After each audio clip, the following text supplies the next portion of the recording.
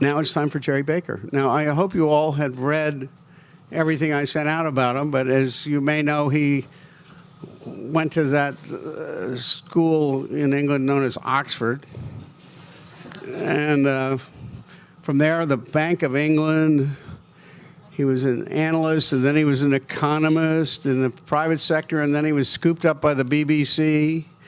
He briefly experiences the travails of television before going to the Financial Times to disappear as the Tokyo bureau chief. He'll explain that part of disappearing as Tokyo bureau chief for the FT in a minute. And then he became the Washington bureau chief. Then he went to the Financial Times, where he was the U.S. editor and instrumental in managing their worldwide coverage. And he joined the Wall Street Journal as deputy editor-in-chief and is now, as of a year ago, or actually a year and a half, the editor-in-chief. And I think you all have noticed the changes in the paper. It's a very vibrant paper, and I think many of the fears that Rupert Murdoch was going to destroy the place have turned out to be not only unfounded, but it's in many ways a much better paper than it was before. And now, Jerry, and feel free to dispute that with not me, but with the editor-in-chief. Tell him what you want to change about the paper. He also sends out, he's very interactive. He's got a Twitter account or people twittering for him. I don't know whether he's like Kanye West and he does it himself or not. But he puts out a 10-point bulletin every morning at about 7:15 about what to read in the paper. The journal's firing on all cylinders, video, internet, you name it. And, of course, now it's a standalone operation, no Fox TV to rely on. So we'll hear all about that. Jerry, please come up.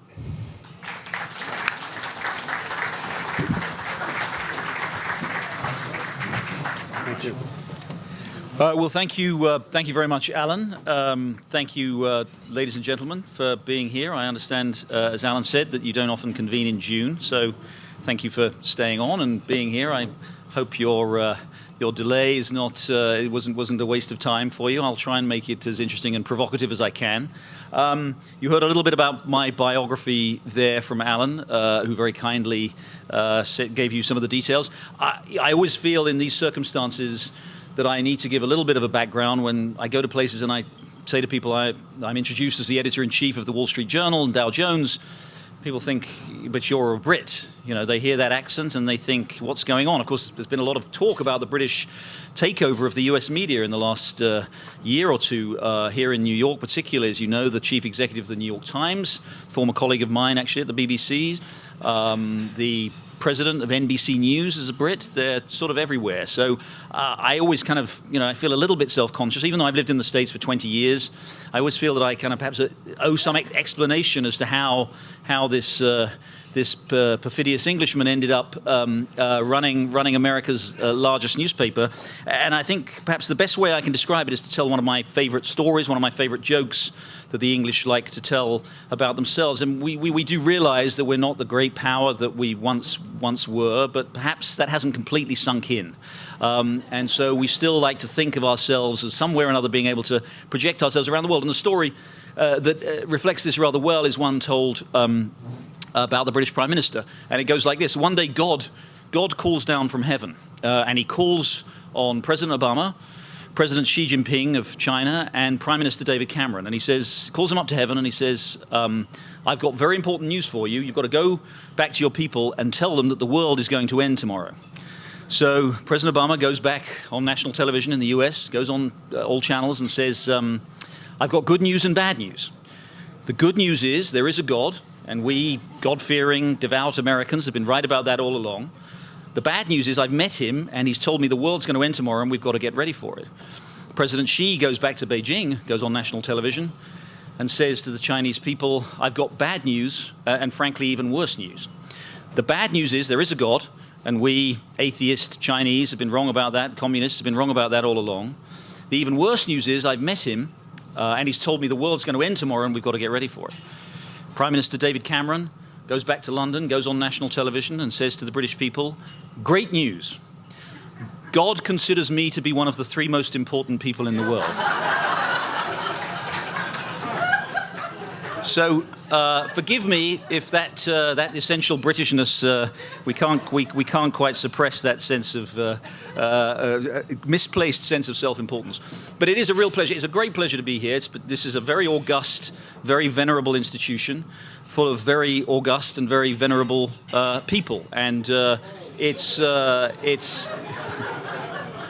Full. I mean, full of. I mean, I didn't say partly full. Full of. No, it's a great pleasure and privilege for me actually to be here and to have the opportunity to talk to you and perhaps to answer some of your questions about what's going on at the Wall Street Journal. It's a little bit. It's a little bit intimidating to be in front of so many great journalists, so many people whose names I've known for many years and read with great respect and admiration. So forgive me if I try and talk so long that I manage to make sure that I have no time left for questions at the end, because believe me, I've been the giver of questions over many years, and I'm not so keen to be on the receiving end. I thought I would actually seriously, very briefly though, give you just a little overview. As Alan said, it's been a turbulent time in journalism generally. Obviously, there's been a lot of changes in the news business, and there's been changes at the Wall Street Journal. As you all know, this year, well, I hope you know, this year the Journal we're actually celebrating our 125th anniversary. We've got a big events plan, big celebration plan next month. The very first edition of the Wall Street Journal appeared on July the 8th, 1889, and on July the 8th, 2014, next month, you'll see a very special edition of the Wall Street Journal. I can give you a sneak preview of that, and we're very much looking forward to celebrating 125 years and looking forward perhaps to the next 125 years. But of course, as you know, there have been a lot of changes at the Journal. We've done a lot differently in the last few years. As Alan said, News Corp took over at the end of 2007. And we have made a lot of changes. What we've tried to do is to preserve intact the Journal's terrific reputation, well-established, well-earned over a long period of time for the highest quality journalism. But we've tried to give it a more modern sensibility, a more digital sensibility, and we tried to broaden its reach too. I think the Journal historically has been seen as a business, financial, economic newspaper, almost exclusively. But what we've done in the last few years is we've added substantially to that palette by increasing our coverage of other aspects of news, and I'll talk a little bit about that. One interesting little vignette, though, is that as we looked at our 125th anniversary plans, we got the copy of the first edition in 1889, and I was struck by the fact that there is actually, as you'll see next month, there is actually a sports story on the front page of the Wall Street Journal that day.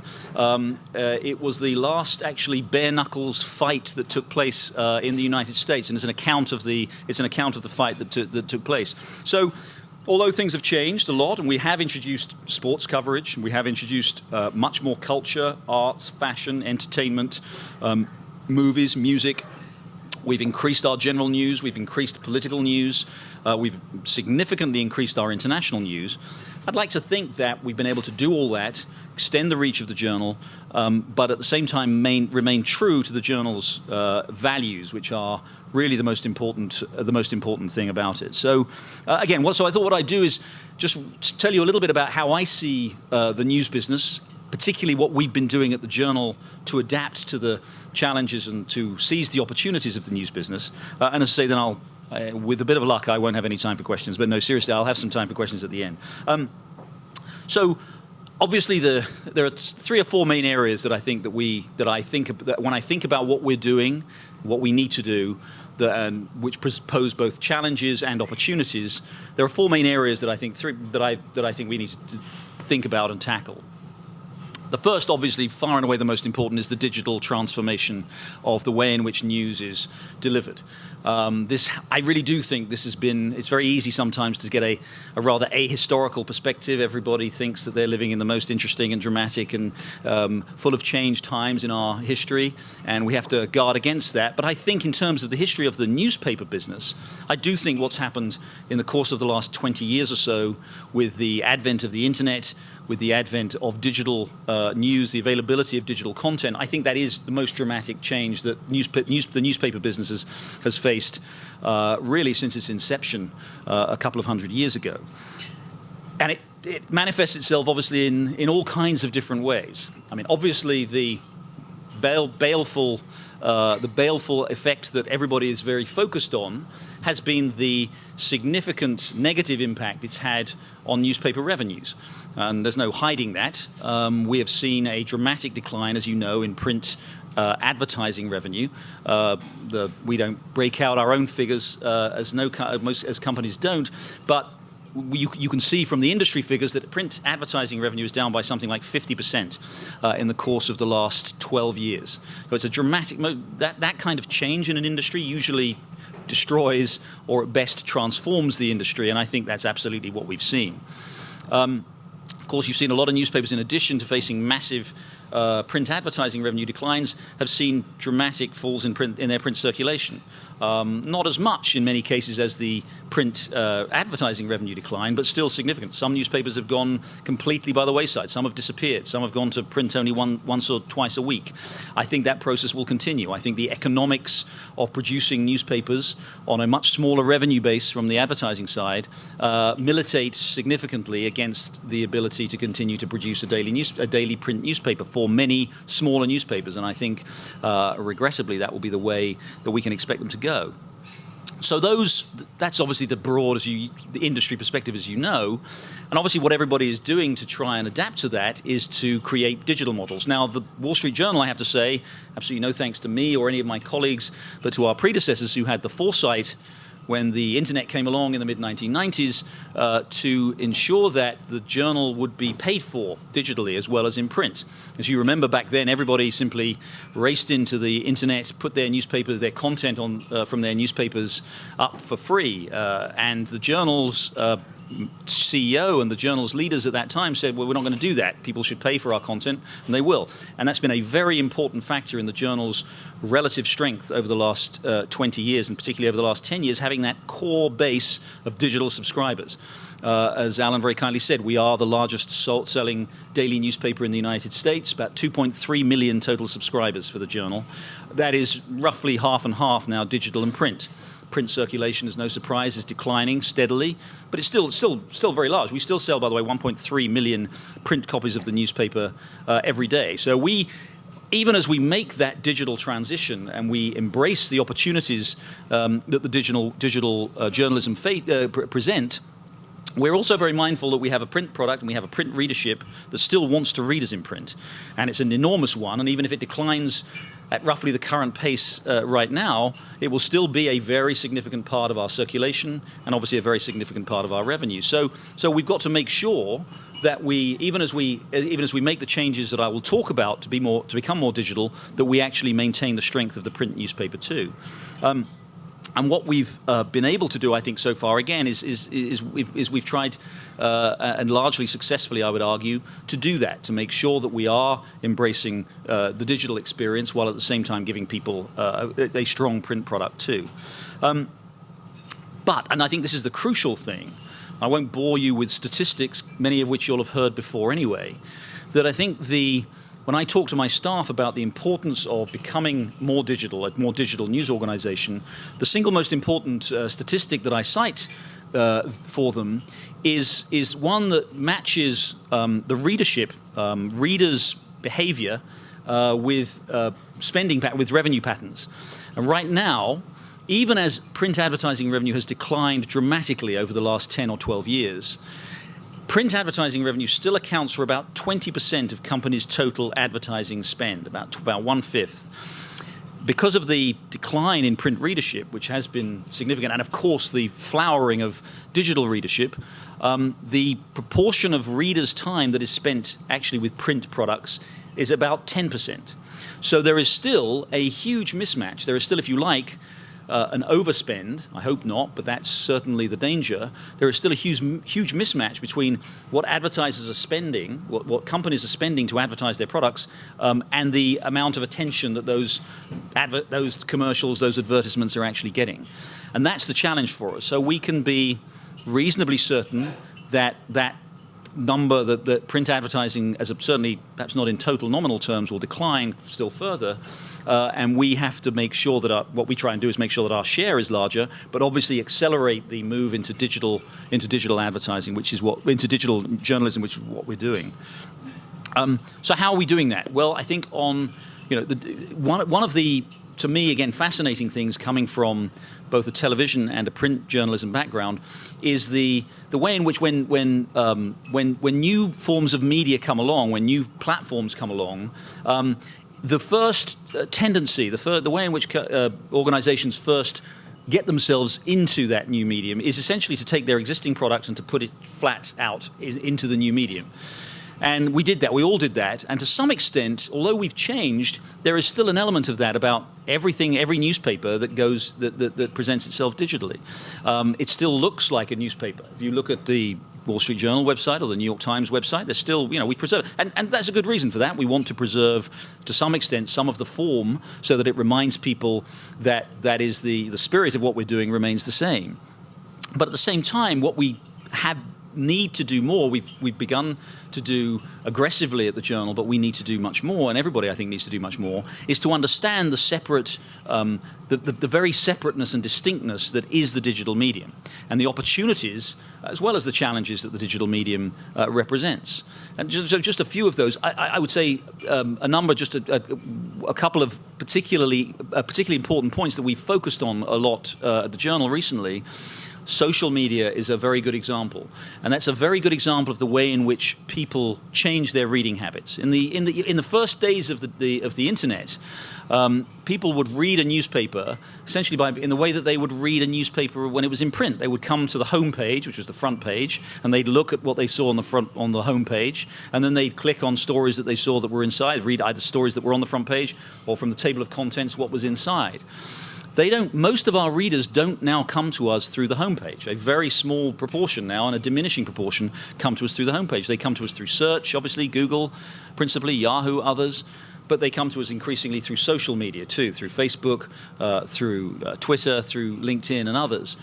And so we have to change the way in which our journalists think about what they're doing to recognize that. And as somebody put it very well, not at my newspaper, but somewhere else, in the past, we used to just assume that readers would come to us. What's one of the fundamental changes of the digital era is we have to go out and find readers. We have to tell people what we're doing. We have to explain what we're doing. That's why we tweet and why we put likes on Facebook and why we engage with people on LinkedIn. That's a very important part now of what journalists have to do and how it's changed what we do. We spend a lot of time thinking about that. I'll give you another important element, which is the visual dimension. And again, as someone who who started in journalism, in television journalism, and worked for the BBC for 10 years, this is striking to me as almost a sort of a return to my roots. The digital experience for readers, for users these days, is much, much closer to a television experience, much closer to the experience that we were growing up with when we had television screens, than it is to the print newspaper experience. It is a heavily visual experience. So we as newspaper editors and journalists have got to get that dimension into everything we do, whether it is attractive pictures, interactive graphics, video, all the other things that are necessary, because that is how people consume it. And so we're spending, again, a lot of time thinking about how we can improve the visual quality of our journalism to make it more engaging. And a third element, which is, of course, really important, is the way in which the devices on which people are receiving our journalism. Again, even this is a sign of the dramatic change. 10 years ago, the vast majority of digital readers were reading us on desktops, reading us on their laptops or whatever. Now, just under a majority of our readers, but I'm absolutely certain in the next 2 to 3 years, a significant majority of our readers will be coming to us through mobile devices. Some of it tablets, but increasingly through smartphones. So again, we have to. A lot of the effort that we're doing is taking our journalism and making it more accessible to an audience that's reading us on mobile devices. So these are just some of the challenges we face. Everybody focuses on the challenges of the digital world and what it's done to revenues and what it does to the newspaper model. I think actually, however, if we get these right, if we get these opportunities right, we can actually exploit those opportunities and make the newspaper reading experience or consuming experience much better. So there are 1,000 other issues related to the digital revolution, but that's the primary set of daily challenges and opportunities that we spend our time thinking about as we become a more digital news organization, while, as I say, at the same time, maintaining an important print product. I want to talk a little bit about what we've done in terms of the content of the newspaper and what we're trying to do with the newspaper. I believe very firmly that a lot of people have said, when you came in, you used to do business and finance and economics, and now you do everything else, and you don't do business and finance and economics as well, or in the degree to which you used to. That's actually not true. We do more business, finance, economics journalism than we used to. We just do a lot of other stuff too. And I'll tell you the reasoning behind that. It's twofold, really. First of all, I think the Journal needs to be and will continue to be primarily a business-focused newspaper. That is, I think, that's our brand, that's our reputation, that's where our quality is, that's what people expect from us. They expect the best in business journalism, and we will continue to do that. But I think I'd say there are two factors going on. One is business journalism has become incredibly central to all journalism these days, to the world. When I started off as an economist, I worked in the City of London, and then I started off as an economics journalist back in the 1980s.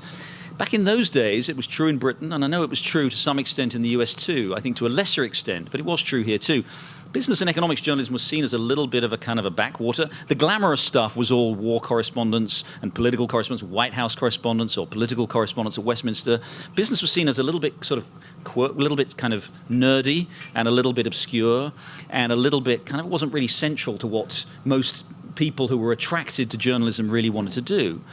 I think one thing we've learned over the last 20 years, we particularly learned over the last 5 or 6 years, that simply is no longer true. And actually, there has been a significant gravitation of some of the best talents in journalism around the world towards business journalism, as people have come to understand how important business is, as we've moved to increasingly complex financial markets, as the centrality of business and economics in people's lives has become more established.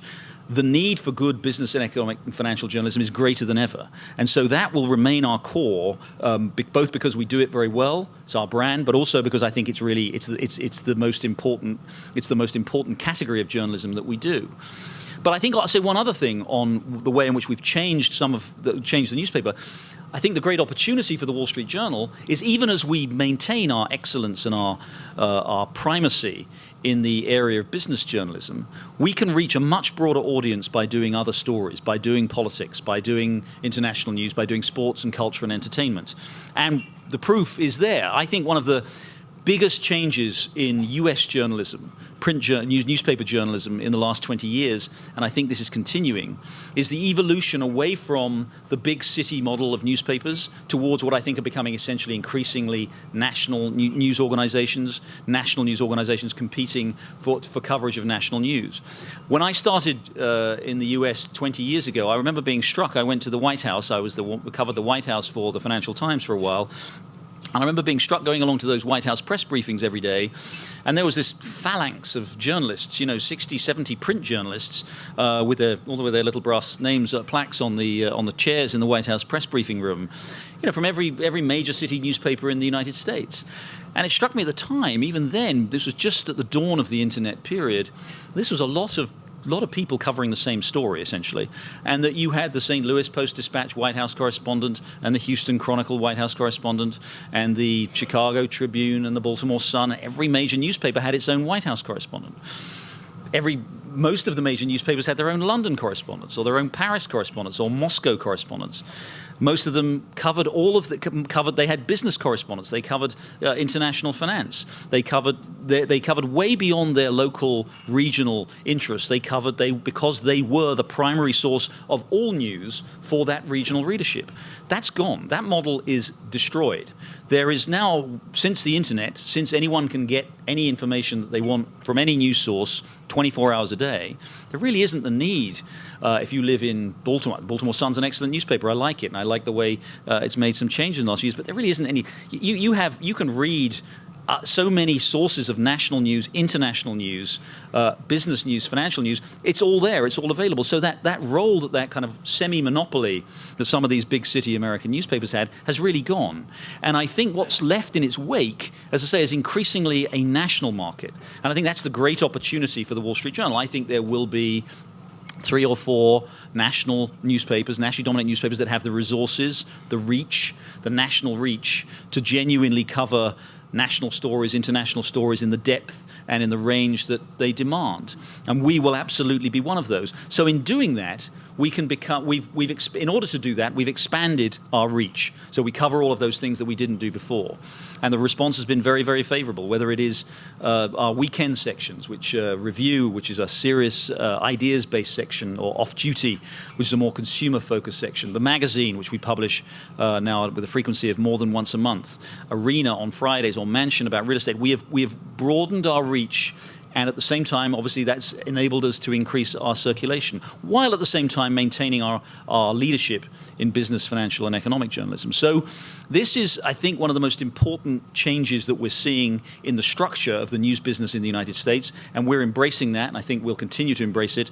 And I think, us and a few other news organizations will dominate that. I don't think, by the way, big regional newspapers will all disappear. There will still be a demand, obviously, for coverage of local news and local business, regional news and regional business, but I think we are gravitating pretty rapidly towards a more, if you like, a more European model of the geography of journalism, which is that you will have national newspapers, and I can assure you the Wall Street Journal will be dominant in that. Thirdly, another big trend that we are embracing, and I think we're enjoying some success, although we can do better, is the global dimension. We again have, one of the fundamental transforming characteristics of the digital revolution is that it dramatically expands the reach of every content provider everywhere in the world, every news organization. So we can now reach every reader who has an internet connection or a smartphone anywhere in the world, and we do, and we see that as an enormous opportunity. The Journal's reputation for quality journalism, again, I think is unrivaled. And I think as you look at parts of the world, especially parts of the world where perhaps a free press, a free, vibrant, independent press that is challenging, that is holding institutions and people accountable, where that kind of a press has not really been a strong feature of various countries around the world, and there are a lot of places like that still, I think the opportunity for a paper like the Wall Street Journal with a reputation for doing that is absolutely immense. And that's what we do. We are expanding what we do internationally. We're expanding our reach. We've launched several local language newspaper digital websites. We now have 6: China, Japan, Indonesia, Turkey, Germany, and Korea, and we'll do more. We are very committed to reaching the broader audience, to bringing Wall Street Journal journalism to that broader audience, and I think that's a big opportunity for us. Both obviously a commercial opportunity, there's no denying that. I think it's also a really good opportunity for us to bring the quality, the values, the standards of a free press to the rest of the world, and I take that very seriously, and I'm very, very enthusiastic about it. And that leads me to my last point, which is the most important point of all, which is that even as we face these challenges and opportunities, we have to make sure that we are doing what really matters. And we have to constantly remind ourselves, in an increasingly competitive and rather turbulent environment, we have to remind ourselves why we do what we do and what it is about what we do that is so special. And that is serious accountability journalism. It's about ensuring that people, as I say, are held accountable. Institutions, governments, companies are held accountable for their decisions. You're all journalists. We all take this for granted, I think, here, which is a great thing. But again, there are parts of the world where, as you know, that isn't the case. And much more importantly, I think there are pressures in the United States, even in the United States, which I absolutely regard as the cradle of free journalism, of free press. There are pressures here that are making that harder and much more difficult. There is the pressure. There's the commercial pressure that I've talked about, the simple financial pressure that many news organizations are unable to sustain themselves, and that's a big problem, because as they go out of business, they not only disappear, but they might be tempted to do things to keep themselves afloat that actually are not consonant with the values of decent quality, high quality journalism. And you're starting to see some of that. And we have to be incredibly careful to guard against that, because we will lose that vital, energetic and independent and free press if we don't. I think you're also seeing another element you see is there is so much. One of the things that is a blessing of the internet, but also it can be condign in some of its manifestations is the flourishing of content. There's no question that there is actually more. I mean, one of the reasons for optimism about journalism, about news, if you like, is that there is so much more now. There's so much more available. And when I was growing up in England, you had three television channels that had news divisions, and you had in Britain, you've always had a healthy, very competitive national newspaper market. You had like 11 national newspapers, but that was really it. There was then some magazines, and weekly magazines, of course, that were also very high quality. That was it. Now there is literally a boundless number of news organizations or organizations that purport to be doing news that are out there and that are making life competitive in some ways, in good ways and in bad ways.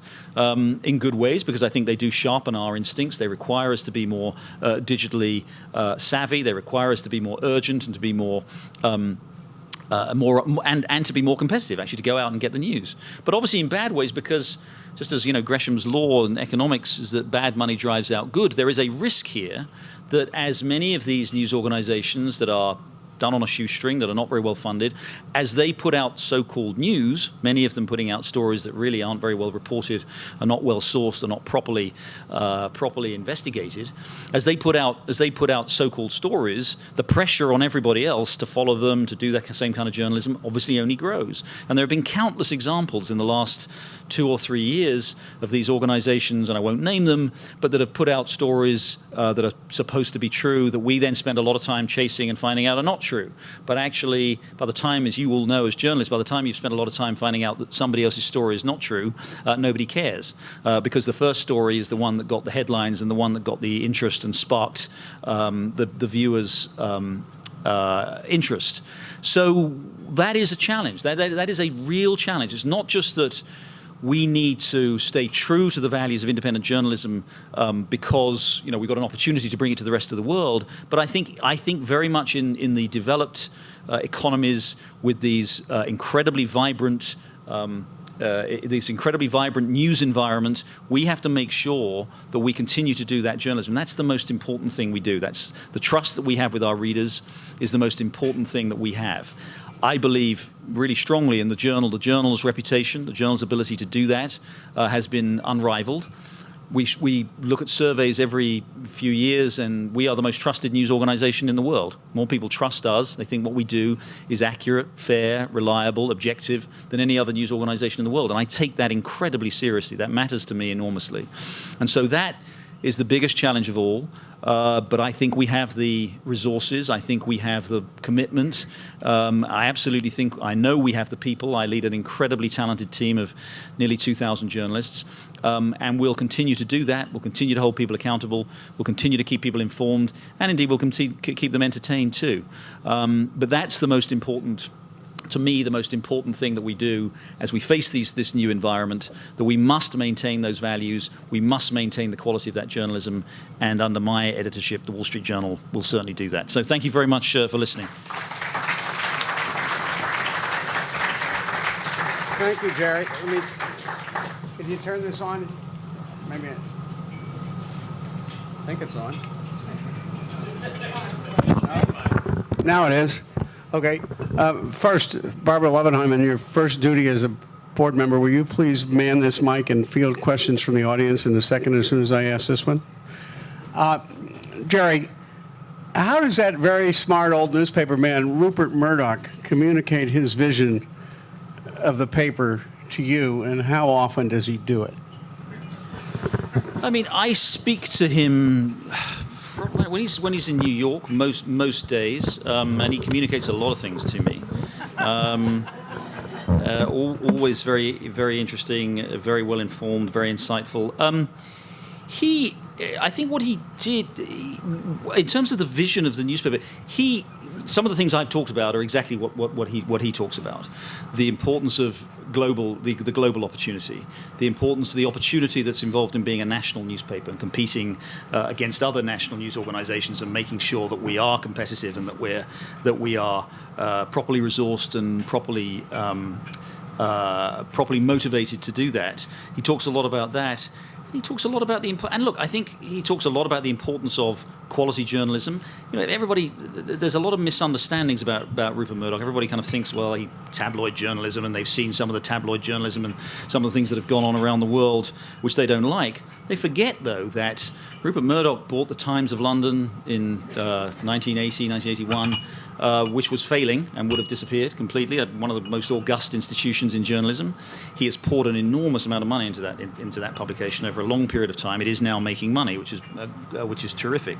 But he was prepared to spend money on a quality newspaper like that for a long period of time to improve the quality of it. He launched the Australian newspaper, which is far and away the highest quality newspaper in Australia. And again, I think what I would say is, in terms of what you said at the beginning, what he's done with the Wall Street Journal speaks much louder than anything he says or anybody else may say, which is that he bought the Wall Street Journal 7 years ago. There were a lot of stuff was talked about what he may do with it. We have maintained the values of the journal, and I would argue we've strengthened the quality of the journalism. We've improved a lot of what we do. We've broadened our reach. We've invested in the journalism. We do more things now than we ever used to do. We have broken some of the most important stories out there. We have done, whether it's in business or finance or economics or politics or international affairs, we have a stellar team, and that's really, frankly, that's thanks to Mr. Murdoch, to his willingness to invest in it and his willingness to keep supporting us. One follow-up on that. What time of day does he call you? It varies, actually. If he's in the building, he may come down and stroll down and have a chat. He loves being in newsrooms. I mean, he's a newsman, as you know. His father, of course, was a great journalist, and he loves the news business. So if he's in the building, he'll often come down and stroll to the newsroom and have a chat. But it could be any time of the day. Who's got a question? Barbara, we'll start with Steve. Please identify yourselves, by the way. I'm Steve Shepard. Thanks very much for that presentation. It was very good. I think on the point of people's expectations about what Rupert was going to do with the paper, I think you covered it very well. And I think the consensus seems to be he didn't turn it into Fox News or the New York Post. He didn't degrade it in that sense. And all the additions are great, the cultural stuff, the international, even the sports, which I read. But the one thing that I hear, which resonates with me, and I'd like to hear your response to it, is that the longer front page stories, and in particular the investigative journalism of the Wall Street Journal, isn't what it was, manifested by the fewer, if any, Pulitzer Prizes that the journal has won over this 7-year period. And I just wonder what your take on the investigative part. I know you've broken a lot of stories, but in the investigative, the longer stories, how would you respond to that criticism? Well, I don't get hung up about story length. I mean, I always say to my editors and reporters, I've read stories that were way too long at 200 words, and I've read stories that could have gone on twice as long at 5,000 words. So I think there was a little bit of an obsession, a sort of fetishism about having these long stories, that a story wasn't really a proper story unless it was 3,000 words long, which to me, growing up as a journalist, when I was learning journalism, is exactly the opposite of what we were taught, which is that, that the point of journalism is to be as concise as you can be. I followed George Orwell's principles of writing from a very early age, and nowhere does he say that the quality of anything you write is judged by its length. So I think there was a little bit of an obsession with length. We still do run. We've done a lot of investigative stories. For example, just to give you some examples, we've been running some stories recently, and we'll have more. We were the ones who, through a FOIA request, got this Medicare data out of the federal government. We've done a lot of digging through that. We've broken a lot of the stories there about some of these highly questionable diversion of Medicare resources. We did some terrific investigative journalism in China. We broke most of the important elements of the story about Bo Xilai. You remember the Chinese Politburo, Chinese governor who in Chongqing, who was accused, eventually convicted of corruption. We, through some really difficult reporting, we broke a lot of those stories. Look, I can point to dozens of really big, important investigative stories we've done. And I can say to you, it's extraordinarily important. I take it very, very seriously. But I do, on the long-form question, I do think people get hung up about it, and I don't. I think you can. Sometimes absolutely long-form journalism has a crucial role, and some stories demand to be written at 5,000 words. I published a story under my editorship last year that was 40,000 words long. It was a story about it was an investigation about a series of families who had been denied drug treatment by an FDA ruling for their very sick children, and a terrific piece of reporting by our reporter Amy Doxer-Marcus. She wrote, we published the first one in the paper, we published another 37,000 words online. It's one of the longest stories probably the journal's ever done. We published another story also last year, terrific piece of reporting by one of our Washington reporters on the lobotomies that were carried out on veterans, US veterans after World War II. That ran, I think, at altogether about 10,000 words. So I don't get hung up on the length thing. I think we should strive to write as concisely as we can, but if that demands a 40,000 word story, I'll publish it. If it demands a 150 word brief, I'll publish that. So, people make those comments, make those observations, and people talk about Pulitzer Prizes. It's, there's a whole different set of issues there, which I won't go into. But I am very, very, very proud of what we've done in all of these fields, and I'm very confident that we will continue to do it, and I'm very, very confident that Rupert Murdoch will continue to give us the resources to be able to do it. Try Mike Kendall. As a former president, we'll give him. Mike Candell. I have a two-part question. One, it was an interesting byline on the op-ed page of the paper today by someone named Rupert Murdoch. So the first part of my question is, the editorial page of the Wall Street Journal has been remarkable for its strong opinions in one direction. One of your predecessors always said that when you buy the journal, you get two papers for the price of one, a straight down the middle news section and a very opinionated editorial page, an op-ed page. So my first question is, how do you relate to that part of the paper? And secondly, when Rupert started, I think it was before you came, the New York section, he made it very clear that he was going head-on against the New York Times. Now, probably half the people in this room have worked for either the New York Times or the New York Post, and in many cases both, right? How do you think the paper is done in that quest to go head-to-head against the New York Times in local coverage? And getting back to the first part, what about your relationship with the editorial page? Well, as you know, Mike, there's the editorial page is a completely separate reporting structure, and that comment from a previous editor of mine is essentially true. It is a complete. I have Paul Gigot, who edits the editorial page. There has no business connection to me. Has no reporting relationship with me. He reports directly to the chief executive of Dow Jones and the publisher of the Wall Street Journal, as I do. We're on completely parallel tracks, and that is a church-state separation that is incredibly rigorously observed. I can assure you there. Both on. I mean, to the point actually sometimes of inconvenience and embarrassment. Sometimes they will run very interesting op-eds from the President of the United States, for example, which has some very important piece of news which we don't know about until literally at 7 o'clock when it goes online. So but I think that those minor inconveniences aside, I think maintaining the separation between news and opinion is absolutely essential. And by the way, we do that. I think many other news organizations, frankly, don't do that, and certainly don't do it as effectively and as rigorously as we do. We are very careful to make sure that the views of the opinion page do not bleed into the coverage in the news section. And on the New York question, look, actually, I was there when when we launched Greater New York. Rupert was very enthusiastic to do that. Still goes. It's a very good, strong, vibrant part of the newspaper. We cover New York more comprehensively, I would argue, now than the New York Times does. We have a standalone section in print every day and a big section available digitally with even more news there. We think, this was to some extent a business decision which I was not involved in, but I think the opportunity was seen that New York Times, as the New York Times strove to become a more national newspaper over the last 20 years, its New York circulation declined quite substantially. And I think there was and again, I'm sort of reporting here secondhand what I think was the view on the business side, which is that there's an opportunity here to, in a in the most important city in the world, as it likes to describe itself, to cover local news, to cover New York news better, more effectively than perhaps the competition were doing. And so that's what we did, and I think that's what we continue to do. Hi, I'm going to take the opportunity to ask a question since I have this.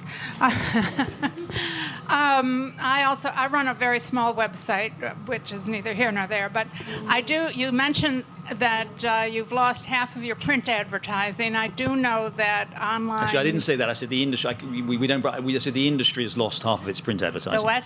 The industry, the newspaper industry in the United States. Okay. We don't publish our own figures. All right. Industry has lost half its print advertising. I know that internet is struggling with getting advertising. So how do you see, and you're an economist, how do you see the internet surviving? Because it isn't advertising, which has always been a major source for newspapers and magazines, is not doing so well on the internet. Yeah, as you know, advertising is not the rates. The advertising rates for a lot of advertising categories available digitally are much lower than they are in print. What's the phrase? That we're substituting digital dimes for print dollars, and that may slightly exaggerate the ratio between the two rates, but it's not far off it. So it's there's no question that digital has not produced as much as obviously advertising revenue has grown. It hasn't come anywhere close to replacing the lost print revenue. For us, I can't speak for others. I think there are two things I'd say that flow from that. One is I think that picture may get better. I think one of the great things, obviously, about the digital advertising market is it does enable you to target, to know who your readers are, to know, there's that famous line, you'll all have heard it, that somebody once said of a print ad that an advertiser said that I know this ad I know half the readers look at this ad, and it matters to them, I just don't know which half. Now people actually, you can track very closely what people are clicking on, how they're experiencing ads. So I think we haven't properly exploited that opportunity yet, and I think we will. But it's the second and I think more important dimension. Again, I'm not a business person, God help us. Thank God I'm not running the business side. But I think the view is from the business side that digital circulation revenue, and I can certainly say that for us, has become enormously important. We've asked digital, as our circulation has risen, and our subscription rates have risen, our circulation, unsurprisingly, digital circulation revenue has risen substantially. And we believe, again, that we can, whether I can't say that we will fill the gap that was left by the decline in print advertising, but I think we can fill quite a lot of it by increasing revenue. Because as you know, again, the great thing about digital circulation as opposed to print circulation is it's very, very, very low cost. The cost of acquisitions are incredibly small. You don't have to print newspapers. You just have to, have you have to have some means of allowing the person to pay and some means of communicating with them, and then you have an additional subscriber. The marginal costs of an additional subscriber are almost very close to zero. So there is a real opportunity there for us to continue to grow our circulation and to raise our revenue and to actually do that within a relatively flat cost rate. Are you losing money right now, though? I mean, are you breaking even? Me personally, you mean? No, not you personally. Is your paper breaking even? Again, we never break out the numbers, but I think we do say publicly, because we publish, News Corp is the parent company which publishes its quarterly reports, and it publishes by division, by newspaper division. So we are lumped in with the Times of London, the New York Post, the others. But I think we do say publicly that what is true, which is that we do make money. Hi there, I'm Helen Johnson, and I, like you, came through television and moved into the digital world as executive producer of Forbes Video at Forbes.com, and have moved on from there. Being that focus and being that, the Wall Street Journal is now split from Fox, which people thought would take advantage of television. How are you focusing on video? What kind of percentages, and are you seeing the higher CPMs adding more value to the digital product? Yeah, it's a very good point. Yes, we have a very small but rapidly growing video component of what we do, both in terms of traffic and revenue. And I'm very enthusiastic that we grow that. The CPMs are much higher, and frankly, we sell out. We actually are in the position where we almost can't produce enough video for advertisers to advertise against. So the question is, what kind of video do you want to do? And we've gone back and forth on this a bit internally, I think. Initially, there was a period a few years ago where we thought quite seriously about focusing on a kind of a live 24, not quite 24 hours a day, but maybe at least say during the US market day, kind of continuous coverage, being a sort of, if you like, a kind of a competitor to CNBC or indeed Fox Business. I think we felt that in the end that would require an enormous amount of resources, which we frankly didn't have. And also in the end, we thought we could probably build our video. And as the whole video distribution channels are changing so dramatically, and more people now, cutting the cord and receiving video directly to their laptops or to their devices or whatever, we just thought we should focus on doing quality video, packaged video. We do a lot of interviews too and that kind of stuff, but we've worked very hard. We've done sort of special video events. So we're sort of trying a kind of smorgasbord of pretty well every type of video you can imagine, some live. We do still have some live coverage too. But I think that's just an opportunity for us to grow. Look, I think we all know it's easier for people to consume video when they're watching news, and we find that some of our most successful videos, for example, are feature-type videos, which are related to stories. Some of them are standalone stories, but some of them are related to stories. The A-head, which is a very famous, everybody knows it, on the front page of the Wall Street Journal, which is the lighter story that is always at the bottom of the front page on the Wall Street Journal. We do that in video most days now, and that gets very, very high, very, very high numbers. So, it's not I can't give you a comprehensive answer, but we've grown rapidly and we want to do a lot more, and I think we've got an opportunity to do a lot more. How you doing? It's Pat Smith, Rupert Murdoch alum myself. When we read the Wall Street Journal, whether it's in paper, whether it's on a cell phone, whether it's on an iPad, we see a story. We know a reporter has given some thought to this story, checked some sources. We know that an editor has looked at this story and reviewed this story. We have some confidence. How do you apply that level of review and integrity to the tweet? Someone almost as smart as you. I mean, I had a bad experience with people tweeting something that was bad information. Reputable journalists running out, popping out tweets because they had to get out there with it. And someone almost as smart as you said, the tweet is a 140-character fart with no thought behind it, no editor behind it, no review. How do you deal with your journalists and urge them? Do you try and edit their tweets before they go out? How do you bring the integrity of the Wall Street Journal to the tweet? It's a very good question, and it's one we grapple with. The simple answer is we can't edit them. Okay, we can't. We have 1,900 reporters and editors, most of whom are tweeting. I tweet, which is still how I prefer to think of it than the way you described it.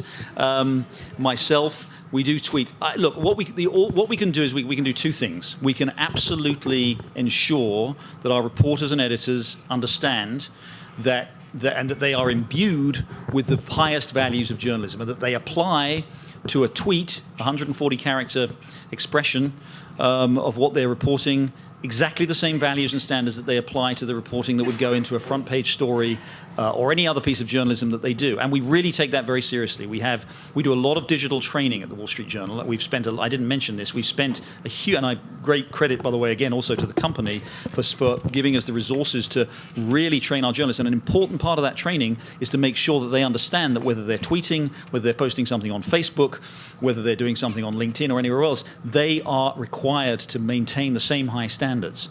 And then secondly, all we can do is we as editors, we can keep as much of an eye on what they're doing as we can, so that we can sort of, almost kind of copy taste or kind of quality control to see that they are maintaining those standards. And, the honest answer is they don't always. And I have myself had occasion to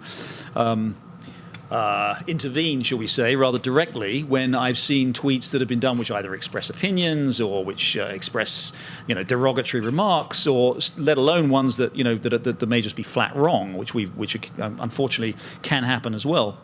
So look, that's what we can do. I agree with it, but we can't apply the same editing standards that we do. But I think that by making our reporters understand that they are judged in exactly the same way, then we can do that. One particular thing that helps us there is that actually, because we have Dow Jones Newswires, if a story if a reporter has a breaking story, has a story, there's some news to break as opposed to an opinion to express, which we try to prevent them from doing. they are required to send it first to Dow Jones Newswires. We have people who pay a significant premium to get those stories first. So there is that initial quality control even before they tweet when they've got stories to break. They do it through the regular editing process of Dow Jones Newswires. But look, I agree. I can't say that every single one of the tens of thousands of tweets that I'm guessing probably go out from the Wall Street Journal every day maintain those high standards, but we really do our very, very best, and I think we do a pretty good job on the whole, to make sure that our reporters maintain those standards and that our editors are looking and monitoring and ensuring that what they're doing is correct. No, I promised Jerry that we try to get him out before 2 o'clock, so let's start with Ralph. We're going to have just 1 or 2 more questions. Thank you. Ralph Blumenthal, former New York Times. What do you make of the alliance just announced between the New York Times and the Washington Post to have a new platform for interactive journalism? Is this some kind of a ganging up on the Journal?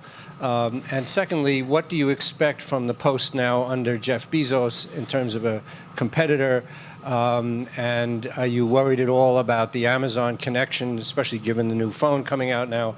And what does that suggest for the future of the big three competition? Yeah, on the first point, I know I've seen what they do, the stories, the reports of what they're doing. I don't know enough specifically about what they're doing. It's intriguing, obviously. I mean, news organizations do collaborate to some extent on some of these projects, and so I'll have to wait and see, to be honest with you, Ralph, before I actually, know what kind of a threat, whether they're ganging up on us.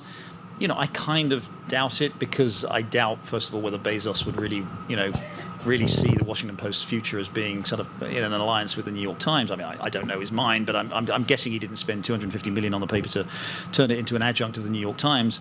And secondly, the Washington Post is a paper with a very proud history. I imagine it wants to, and since, by the way, they split over the International Herald Tribune, they have kind of very much gone their own separate ways. So I don't. I mean, I'm always conscious of competitive threats. I don't think they're kind of ganging up on us in that respect. And on Bezos, again, I don't know the man very well. I know what he, I know what a success he's made of Amazon, at least in terms of its scale. I think it is, I think when you look at somebody who does something like that, makes an acquisition like that, you obviously ask why. And again, I don't know. I can't read his mind, and I've only seen the public things that he said. But I assume he has a plan, and he has some ideas to bring the Post into the digital era more effectively. I don't know whether there's any possibility of a tie-up with Amazon. I mean, remember, he bought the Washington Post in his personal capacity, not as a division of Amazon. So I don't know whether that means there will be some tie-up. I'd be surprised if there weren't some quote-unquote synergies that maybe they're available there. But I watch with interest. I mean, I think he clearly. They've been hiring. They've been doing some interesting things in the digital field. I think they're doing some very good stuff in the digital field, stuff that we could learn from. And I think, again, as he gets more involved, presumably, and his people get involved, he'll do more of that. Okay, but one more question. Oh, you've already got a mic. We'll take 2. You mind? What's the time? It's fine. Okay. Evelyn Reynolds. You spoke about the importance of the print readership. Do you think there will be a print edition of the Wall Street Journal in, say, 10 or 15 years? I'm often asked that question. I think yes is the only. I mean, I've gone. I haven't given as straight an answer as that. I think since I've ever been asked it. But I think I think so. Yes. I mean, I think there will always be people. There will be some. I don't know how. Don't ask me what the circulation will be. There's a famous. A British economist who became prime minister actually made a famous quote which said, "When you're making an economic forecast, give either a number or a date, but never both." I don't know whether the print paper will disappear completely. I think it will be around for a long time. My boss, Robert Thompson, the chief executive of News Corp, was recently quoted as saying print will be around for decades and decades. So that certainly covers the 10 to 15 year time frame you're talking about. So yes, I think it will. Very quick one. Last question. Is it really better for readers if we come to a point where there are 4 national newspapers and Pittsburgh and Oshkosh and Kalamazoo don't have White House reporters? That's better for readers. That's better for democracy. It seems to be anti-pluralistic. They'll always be. I think those newspapers. I hope those newspapers will continue to survive. I'm not interested in newspapers disappearing. I wish they could all survive. I think they will find different roles, different métiers. I think some of them will cover national news. And by the way, if they do, it's a competitive marketplace. If Pittsburgh newspapers or St. Louis newspapers have great White House reporters who break stories, who do incredibly important stuff, those newspapers, they will survive. They will continue to do that. I'm not saying that either that those papers will disappear in any kind of national role, or that it's a good thing that they would disappear at all. I'm simply saying that I think the logic of the marketplace and the logic of, more importantly, of the digital transformation is that you will get a concentration on the national front. And if we go down from, 250 news organizations having a White House correspondent to 30 or 40, I'm all in favor of pluralism too, but pluralism has to be supported in the end, by economic reality. And I just don't think economic reality was able to support the kind of, the kind of newspaper structure that the United States now has. Terry Baker, thank you very much. You were just terrific. Wait, don't go away yet, because I have to give you your membership, your new membership in the Society of the Solarians, which we now do for Thank you. That's very kind. real news people. Thank you very much.